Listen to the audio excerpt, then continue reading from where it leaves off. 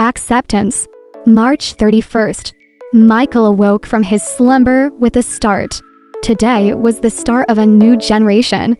The day that could determine his entire future. Today could be the difference between his life and his death. Today could determine the future of his entire lineage. March 31st, 2010. The release date on his email from Harvard. Most people would call him a fool for only applying to one college.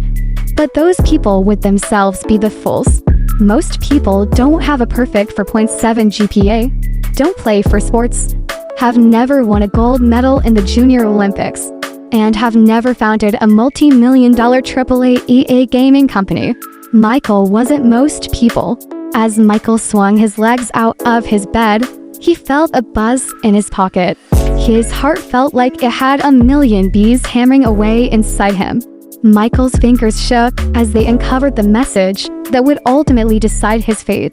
The email began, "I am delighted to inform you that the Committee on Admissions admitted Y." At that line, his grip on his phone slackened, and it fell to the floor. He was in. He howled his glee as loud as can be. My life's work has been accomplished." As Michael was dancing about his room, his parents burst into his abode with expressions of unadulterated happiness on their faces. A few days later, Michael collapsed onto the subway bench, letting it consume him in its firm embrace.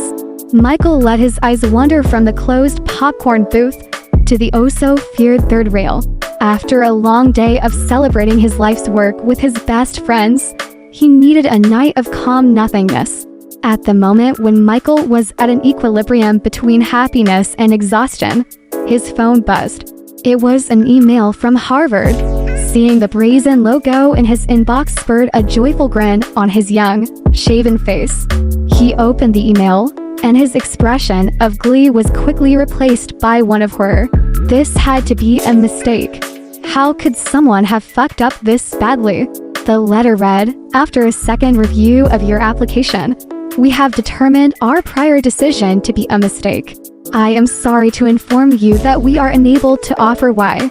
He collapsed to the floor, convulsing in pain, shrieking his sorrow like a banshee. His eyes became unfocused, unwilling to bear the weight of the email. His vision blurred as his arms and legs thrashed at the concrete platform near the train tracks. He maintained his tantrum even as he heard the thrill of the subway car, sure to bring onlookers to his soul's undressing. His arms and feet were a flurry of motion as the car came closer. 100 feet. His body found the edge of the platform, and closer still, 50 feet. He found his upper body hanging over the train track's abyss. 0 feet.